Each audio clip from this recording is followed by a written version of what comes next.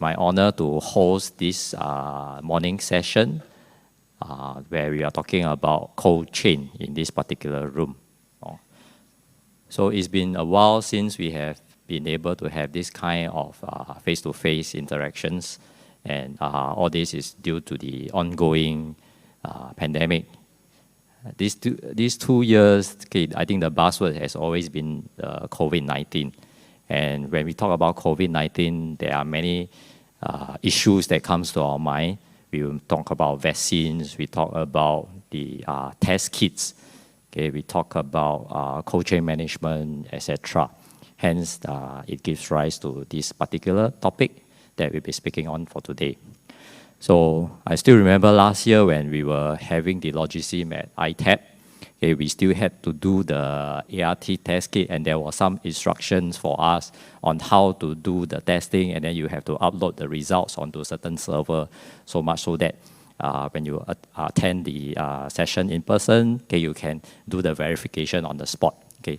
So we are glad that those days are over. So we are slowly moving back to our new, or rather the old normal, okay, such that even we can have our buffet sessions, okay, so that we have the buffet lunches and the tea breaks. We can have our interactions, we can walk outside, okay, without having put on the mask, etc. And even the MRT starts breaking down again, okay, back to our normal days, okay. So today's session, we have a few speakers. Okay, we will talk we will touch on topics related to the distribution of kits. We will touch about topics related to how you maintain temperature for the vaccines. We will also have a session that talks about the storage conditions, okay, that is suitable for cold chain management. And then finally, we'll end with a panel session that talks about the lessons learned over these 2 years. Okay. So we hope that you will enjoy today's session with us. So for our first speaker, okay, he will be touching on the presentation called Continued Challenges and Solutions for the Cold Chain Logistics for the Pharmaceutical Industry. Okay. Our speaker is Michael Kamshamer. Okay. So he has served in the British Royal Navy, and he has also held leadership positions over the last 35 years with airlines, freights, couriers, as well as life science logistics companies.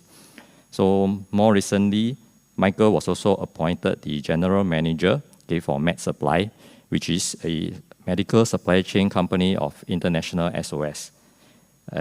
Some of his previous appointments include advising organizations such as WHO and the WEF on aspects of emergency COVID-19 supply chain logistics.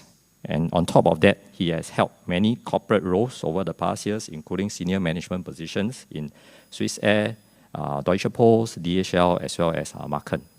Okay, so it's my honor to invite Michael on stage. Thank you, Michael.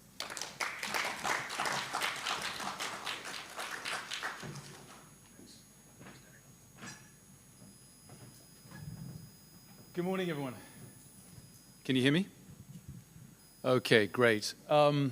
Thank you very much, Derek. So first of all, early morning, just going to have a show of hands of who is involved in e-commerce logistics. Show of hands? Fantastic, because otherwise you should be next door, all right? So you're in the right room.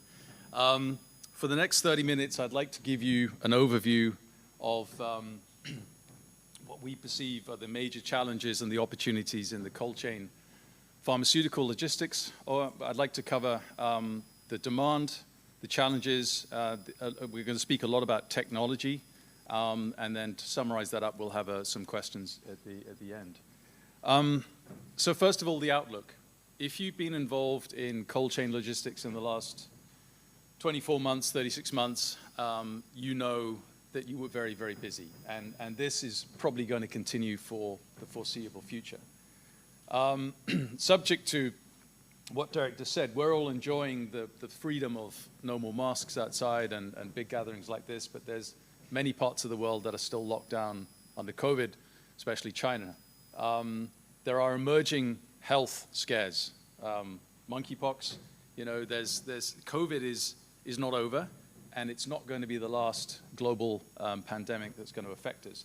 And I think what's happened is that governments around the world have woken up, and they've realized that they are probably underfunded in many cases and underprepared, and COVID has given all of us a very big lesson in making sure that we're prepared for the next pandemic.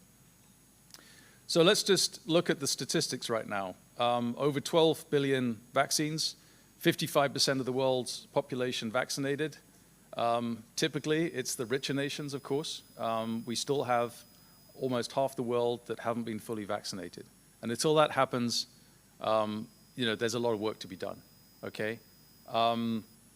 We've got 3 billion people in these places with practically no access to cold chain infrastructure.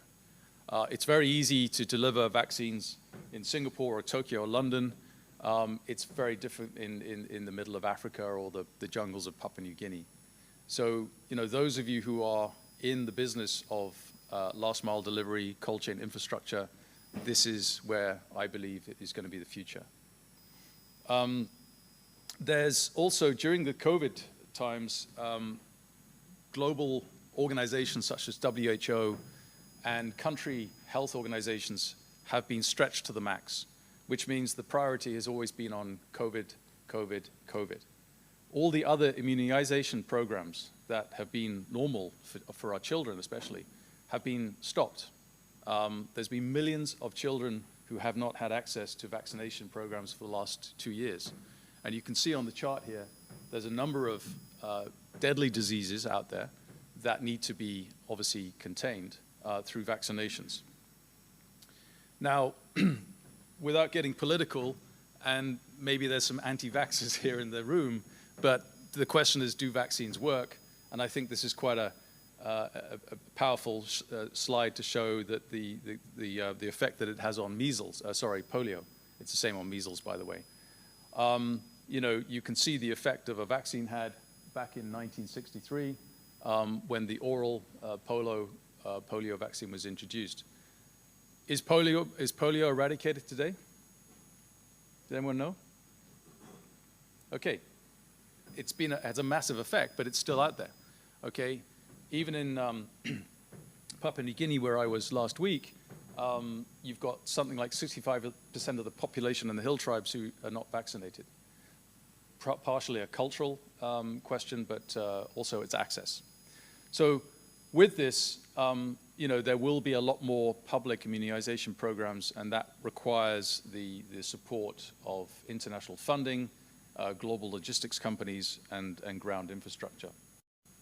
There are still 23 million children missed out on essential vaccinations.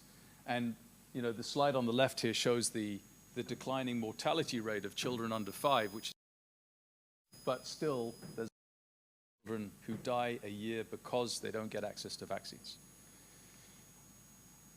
Areas of growth, predictable, no-brainer, cold chain logistics and everything connected to it is going to boom. If I was a younger single man, I would be in Southeast Asia setting up cold chain infrastructure in the places such as Cambodia, Vietnam, Myanmar. Areas of growth, we talked about infrastructure and last mile delivery. Everybody can get a container to an airport. Everybody can get a sea container to a port. It's getting it down to the last mile where there's no roads or motorbikes through jungles. That's where it happens, and that's where the people need it. Some of the challenges that we're facing, without stating the obvious, obviously volatility. Year of the Tiger, I thought it was going to be a good one, and then Ukraine woke up, and we've got massive supplier delays. Freight costs have just gone through the ceiling. Lack of visibility, that still remains the #1 concern of shippers. When they call their freight forwarder, and the freight forwarders today have fantastic websites out there where they say, your shipment has left, your shipment has arrived, but everything in between is just a big dark hole, okay?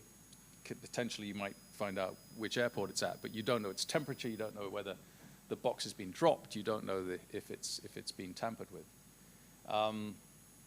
Counterfeit, massive increase on counterfeit, and we'll talk about it in a minute. The counterfeit industry is more profitable than drug narcotic drug trafficking. 25% more profits. Harvard study. I'm not quite sure what they're training the people at Harvard to become, but counterfeit is a major issue, particularly with vaccines. Vaccine spoilage still needs addressing, and last but not least, sustainability is a challenge that we all have to deal with. The pharmaceutical industry still remains to be a global kitchen. This is a map of how vaccines are transported around the world. Some countries, such as the United States and Europe, can be self-contained, where they produce the vaccines in the country and it remains in the country. The rest of the world depends on imports. Just to make vaccines, there's a very complicated process where you could buy drug substance in China. It could be shipped over to India to be made, and then sent further on to Europe to be finished and distributed. So a massive amount of logistics goes behind that. And as long as it remains a global kitchen, the logistics industry is in high demand, but also we have a huge responsibility. Aviation is getting back to normal, but it's still not enough. We still have shortages of capacity on major routes. Airlines are scrambling to get their fleets back up in the air, but once you park a jet in the desert for 2 years, there's a lot of maintenance. Crews have been let go of. You need to recruit the crews. You need to retrain the pilots. It's not something that you can just switch on. Combined with fuel costs, with at least 50% increase, we are feeling the crunch of this. Air cargo rates up to 75% increase. So when you're, let's say, a clinical trial company trying to do clinical trials, and you set a budget for collecting, biological samples, how do you manage this? If you're a freight forwarding company trying to negotiate with shippers a year's contract, how do you manage this? Hugely volatile. And things are not better at sea. On the left-hand side, you'll see the increase in delays of getting a sea container out of China to the West Coast, or getting a sea container out of China down to Europe. On the right-hand side, that's the average price of a 40-foot container, from 5,000 to 10,000. Again, how do you contain these costs? Let's talk about counterfeit. So the counterfeit market, according to the World Health Organization, is worth at least 150 billion. You've got counterfeit across the world. I think the biggest challenge we have is probably e-commerce. So on the left-hand side here, there's a lot of people now who are buying pharmaceuticals on the net, either illegally or legally, and there's many reasons why they do this. And that, of course, you have no chain of custody. You're buying this, you don't know what it is, and there's a massive amount of counterfeits out there. So how do we, as the logistics industry, make sure that we can transport vaccines from the factory all the way to the pharmacy or the hospital, with all the multiple points and the multiple handovers, and make sure that that vial is what it is when it leaves the factory? Wastage. We talked about wastage. On the right-hand side there are the main reasons from the World Health Organization, where they believe that almost 50% of some of the vaccines are wasted. Again, it depends on which country you're in. If you're in a sophisticated country like Singapore, there shouldn't be any vaccine wastage.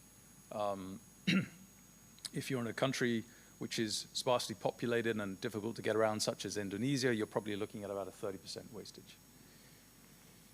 Sustainability.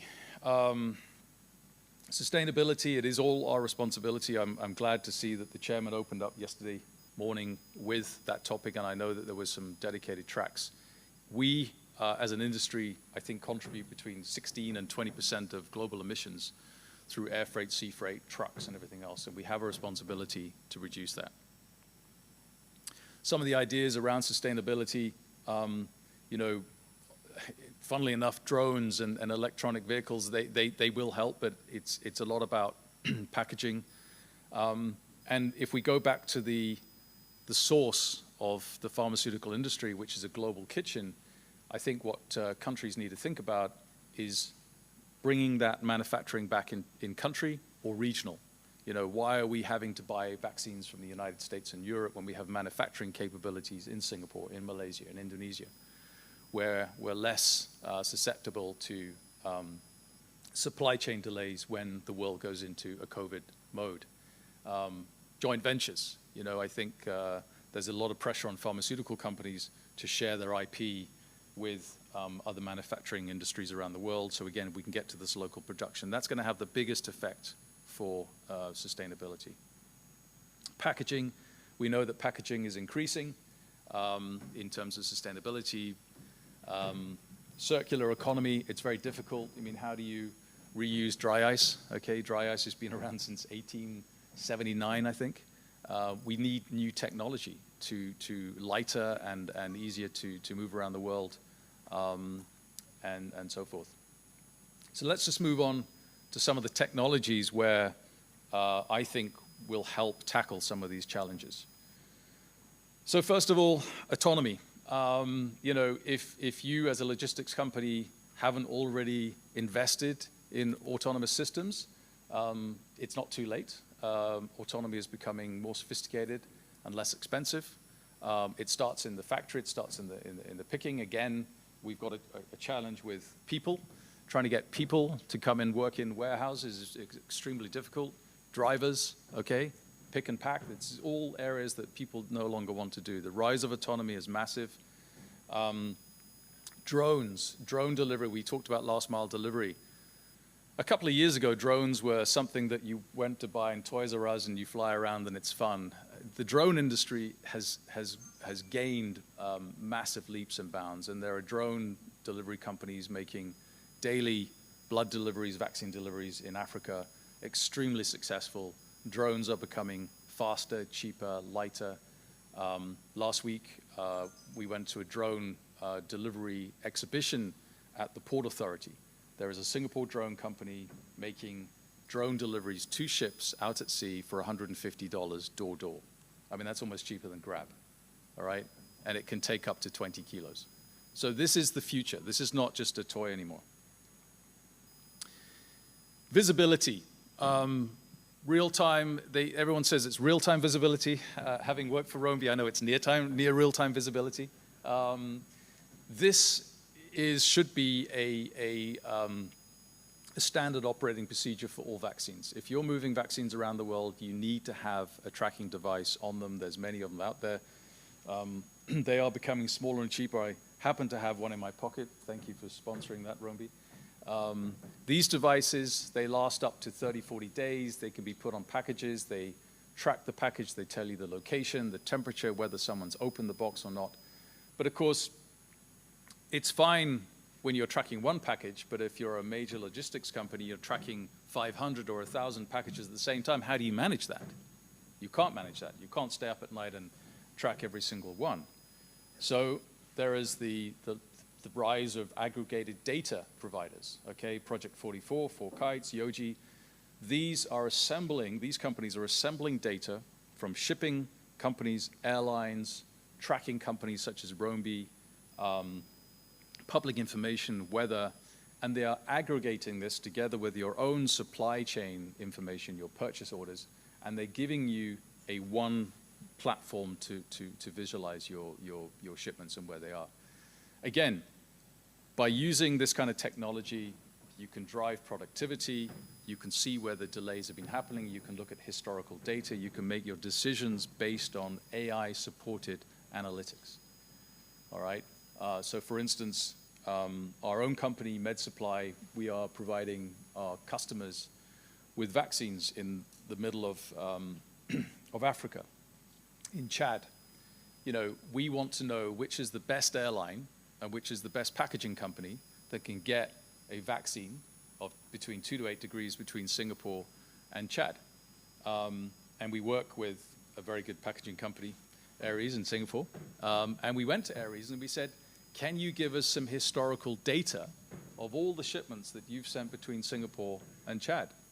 And by the way, can you tell us which airlines they are? So what these companies are doing is they're gathering this massive amount of data, and we can use that for making the right decisions. We know, for instance, that if you fly with Air France on a Friday afternoon, it's not going to work in Paris because there's a football match on at 6 o'clock and everyone's going to go home. We have that data. so we use Air France on a Monday, okay? So these are the kind of decisions and data that's coming out, and it's a really important part of logistics planning.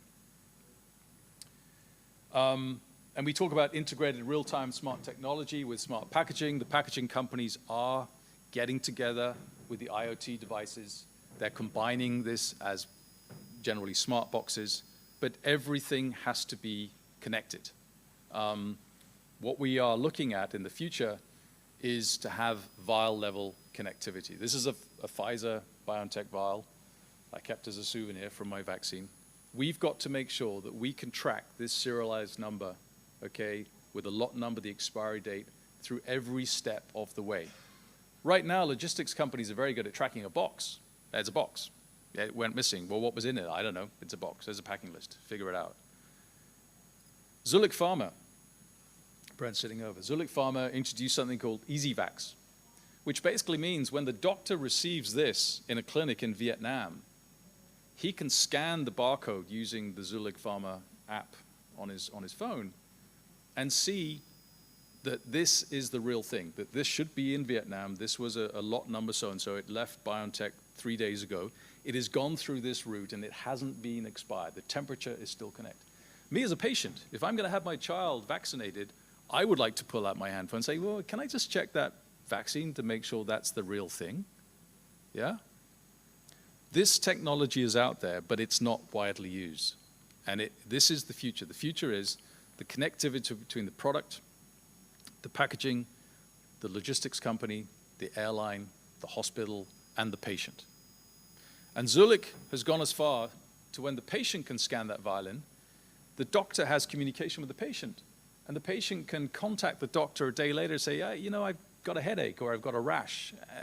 All this information can then get fed back to the pharmaceutical company. So this is a full circle of information that's vitally important. So to summarize of what we talked about and some of the solutions, I think the outlook is good. I mean, we're in the right industry. I think the focus will be the infrastructure on the ground. As the world becomes decentralized, I think you're going to have more regional hubs. You need more in-country hubs. As supply chain levels become unpredictable, there's going to be companies and hospitals stocking up more. So we need cold chain infrastructure. Last mile delivery, you know, let's not leave the guys in the field. They need our help. You need to manage to get to them as well.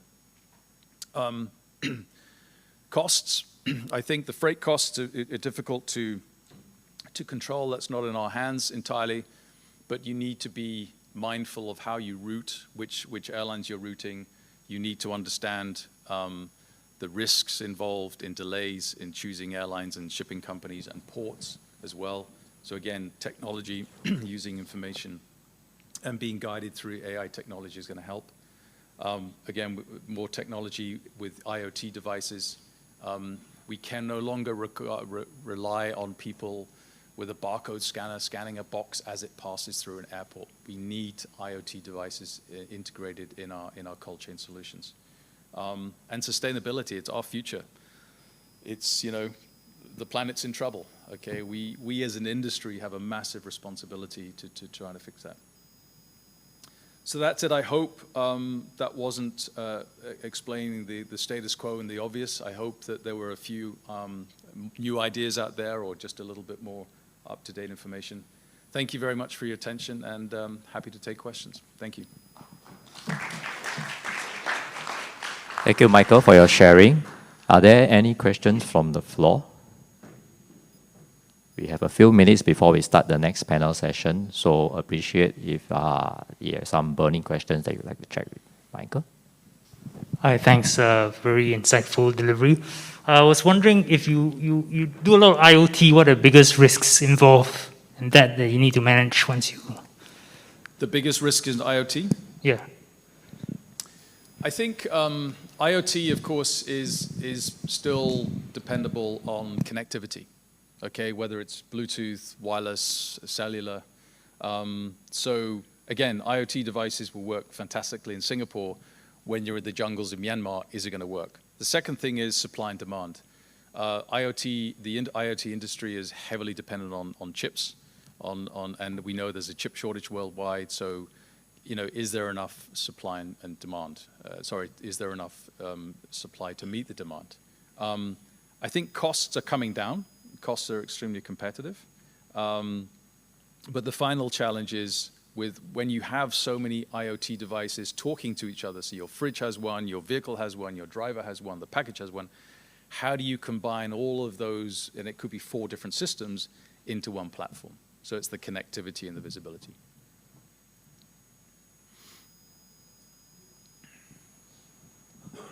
Yeah. Given COVID-19 and all the issues and the huge impact it had, you would have thought that there would be a huge investment in cold chain technology and infrastructure, but do you really see that happening given what we've been through over the last 2 years? Good point. I mean, I think there has been a massive investment, and logistics companies around the world have doubled, tripled their capacity. A lot of the infrastructure at the point of vaccination, so at the destination country, has been temporary. So these are modular systems, refrigerated containers set up at the airport to manage the COVID vaccines, and then they're being pulled out again when the contract is over. So I think what we probably need to do is to think about more in-country fixed infrastructure as well.